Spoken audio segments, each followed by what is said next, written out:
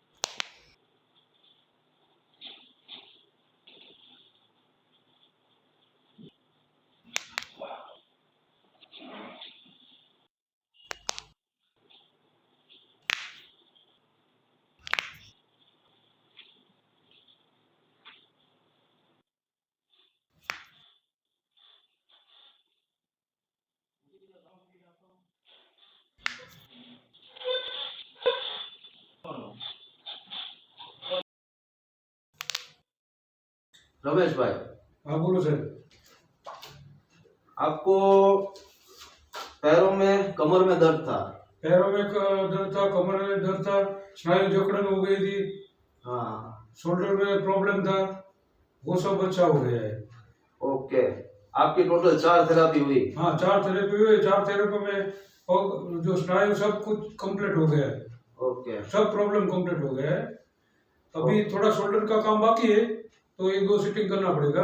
हाँ। बाकी इसमें भी 75% प्रॉब्लम हल हो गया है। 75% शोल्डर भी आपको ठीक हो गया है। थेरेपी कैसी रही आपको? मजा आया? ओके। आधे घंटे लेते हैं पर बहुत अच्छा काम कर रहे हैं आपका। ओके। तो बहुत जल्दी आराम मिलता है ये थेरेपी से। बराबर।